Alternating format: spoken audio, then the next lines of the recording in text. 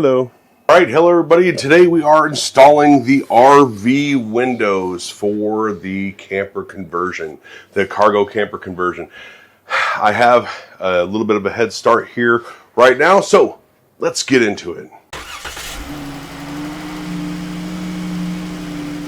I did buy 2 of these from Amazon.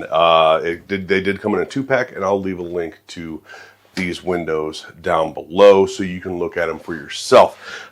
So these are a 15 by 22 window, vertical window, not horizontal. We'll get into what the difference is in those here in a minute, but it was 2 of them for a good price. One's going to go here, the other one's going to go on the other side right next to the camera. Without any further ado, let's do it. All right, if you've been keeping up with this process, you know that I've already laid out where I wanted this window to be. So I put this frame in there. There are 2 frames that I built at work off camera. All I did was take a 2x3 by 8 foot, because that's all I needed for this, and put them in the table saw, cut them down to size, so 1 inch by the 1.5 inches that they came, and screwed it all together to the size it was supposed to be. How do I know what size it's supposed to be?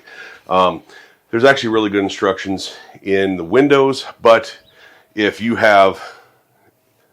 measure your opening, if you measure the window itself, just take it roughly 1/8 inch bigger.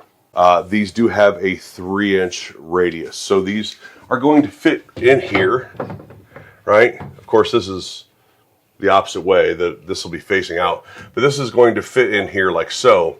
But I need to be able to get that radius cut for the window itself. Now keep in mind that whatever structure you put in here for your windows is not structure to speak of. The window itself does not rely on this being in here, with the exception of kind of making a clamp point, because this actually mounts to itself. So this is the interior beauty ring, exterior of the window, and then you see this groove right here. This groove is what these screws for these screw holes actually screw into, that groove there. It doesn't screw into the wood or into the steel. This just kind of clamps together once you have your hole size right.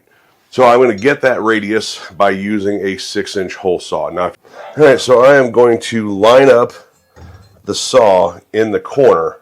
It's touching here and touching here. I'm going to line up the saw there, and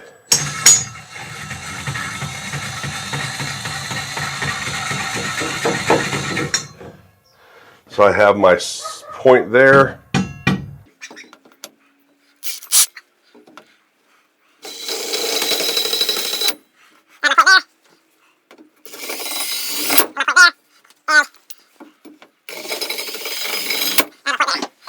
I'm going to go ahead and take this out.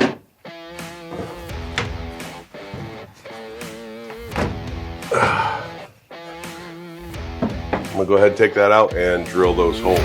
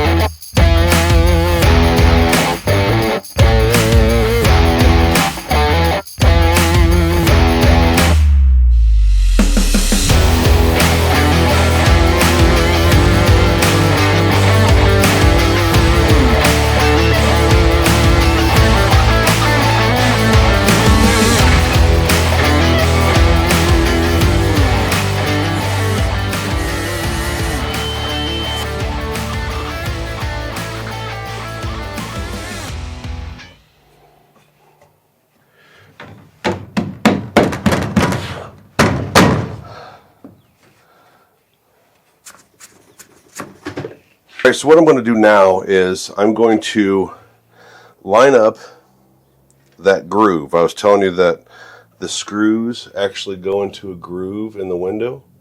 I'm going to line those up, and I am going to put just a few of these. These are the screws that come with the window for short and long, right? They are self-tappers. I'm going to put a few of these in here, and I'll explain why here in a second.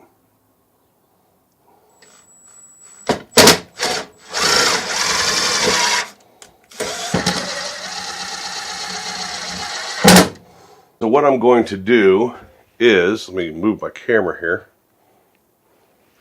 So what I'm going to do is, next step is to seal the window, like put a bead of caulk around the window, which I'll get into in a second. Put the window on here, and then I'm going to put a piece of 1/2 inch. I have some little cut up chunks of 1/2 inch plywood. I'm going to put it on there and actually screw the window in where it's supposed to go, just in a couple places, to help pull the window against the body while the sealant seals. All right, so I am using this Dynaflex Ultra Weather Max from Home Depot. Fairly generous with this, but not so over much that I get a whole lot squirting through, squirting out of here. I don't really need that black to be squirting out of this area once it's pushed against the body.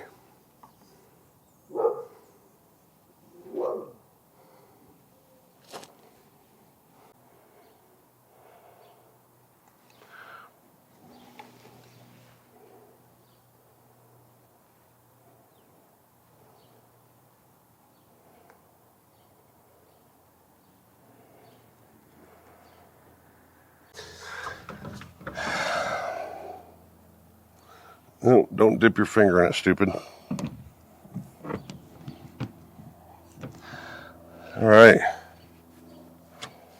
So I'm going to put a little bit of tape on here just to kind of help hold it in place.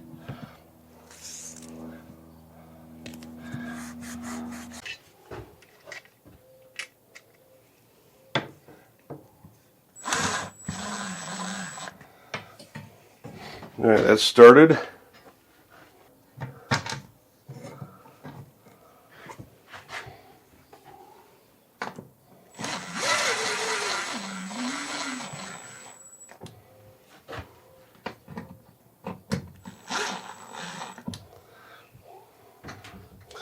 All right, so that is pulled hard against the outer body.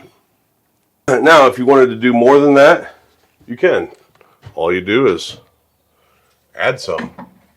So I can add one to the top here if I want to.